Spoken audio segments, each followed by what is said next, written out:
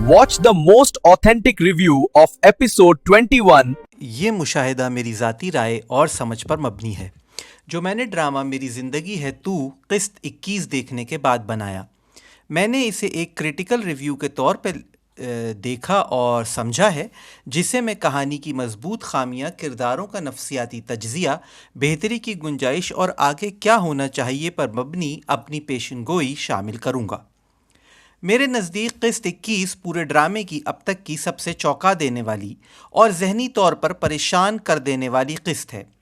ये वो क़िस्त है जहाँ कहानी सिर्फ गलतफहमी या साजिश तक महदूद नहीं रहती, बल्कि इंसानी जहन, इंतकाम, मोहब्बत और इखलाकी हदूद को अबूर करती नज़र आती है।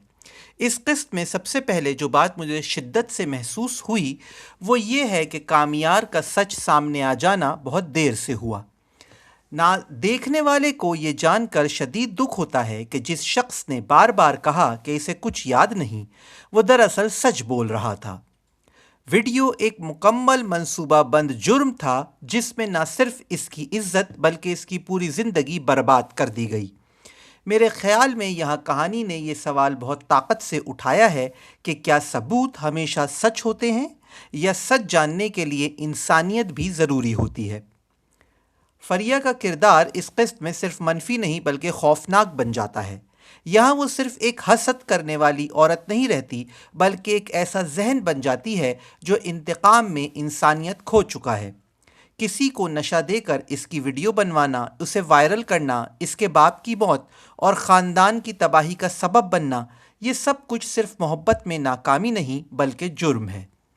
मेरे ख़्याल में ड्रामा यहाँ बहुत हकीकत पसंद हो जाता है, क्योंकि ऐसे लोग अक्सर ख़ुद को मज़लूम समझते हैं, हालांकि वो सबसे बड़े ज़ालिम होते हैं। कामियार का रवैया इस क़िस्त में मुझे सबसे ज़्यादा उलझा हुआ लगा। एक तरफ वो टूटा हुआ, ज़लील, तन्हा इंसान है जिसकी ज़िंदगी ख़त्म हो चुकी है, दूसरी तरफ वो फ्रिया को जहर देकर मारने की कोशिश करता है। मैं यहाँ ये बात वाज़ेह करना चाहता हूँ कि कामियार का दर्द काबिल फ़हम है, मगर इसका अमल काबिल जवाज़ नहीं। यही इस क़िस्त की सबसे बड़ी इखलाकी कशमकश है। देखने वाला इसके साथ हमदर्दी भी करता है और इससे खौफ भी खाता है। आयरा का किरदार अगरचे इस क़िस्त में कम स्क्रीन टाइम में है, लेकिन इसकी मौजूदगी हर मंज़र में महसूस होती है। मेरे नज़दीक आयरा इस कहानी की सबसे बड़ी कुर्बानी है। इसने जो देखा इस पर यकीन किया। यहाँ ड्रामा एक नहायत अहम सवाल छोड़ता है, क्या आँखों से देखा हुआ मंज़र बातचीत से ज़्यादा ताकतवर होता है? मेरे ख़्याल में आयरा की गलती ये नहीं थी कि इसने यकीन किया, बल्कि ये थी कि इसने सवाल नहीं किया। अगर वो एक बार कामियार को सुन लेती तो शायद कहानी यहाँ तक ना पहुँचती। आयरा के वालिदैन का किरदार इस क़िस्त में ख़ासा मुतवाज़न नज़र आया। वो अपनी बेटी के लिए परेशान भी हैं और अपनी पिछली गलतियों को तस्लीम भी करते हैं। ये वो मुकाम है जहाँ ड्रामा बहुत खूबसूरती से ये दिखाता है कि गलत फ़ैसले अक्सर नीयत से नहीं जल्दबाजी से होते हैं।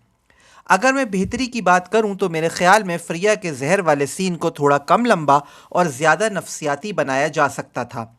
वहाँ चीखम पुकार से ज़्यादा खामोश खौफ ज़्यादा मौसर हो सकता था। इस तरह कामियार के अंदरूनी एहसासात को कुछ और गहराई दी जा सकती थी, ताकि देखने वाला इसकी ज़हनी हालत को बेहतर तौर पर समझ पाता।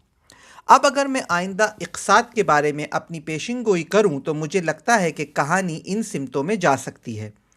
फरिया के किए गए जुर्म का कानूनी अंजाम सामने आएगा और इसे सिर्फ इखलाकी नहीं बल्कि कानूनी सज़ा भी मिलेगी। कामियार मुकम्मल विलन नहीं बनेगा, बल्कि इसकी ज़हनी हालत को बुनियाद बनाकर इसकी इस्लाह या तबाही में से एक रास्ता चुना जाएगा। आयरा और कामियार का दोबारा मिलना आसान नहीं होगा। अगर मिलाप हुआ भी तो वो मोहब्बत से ज़्यादा पछतावे और ज़ख्मों पर मबनी होगा। ड्रामा ये पैगाम देगा कि मोहब्बत में सज़ा देना आसान है, मगर सुन लेना सबसे मुश्किल। आखिर में मेरे नज़दीक क़िस्त 21 की असल ताकत ये है कि ये देखने वाले को फ़ैसला नहीं देती बल्कि सवाल देती है। क्या हम सच जानना चाहते हैं या सिर्फ वही मानते हैं जो हमें दिखाया दिया जाता है?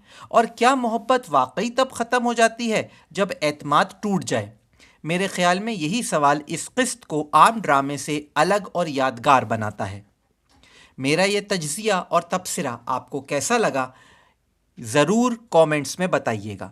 اس چینل کو لائک کیجئے، سبسکرائب کیجئے اور شیئر کیجئے اور دیکھتے رہیے ہمارا چینل 1 اور 1 11.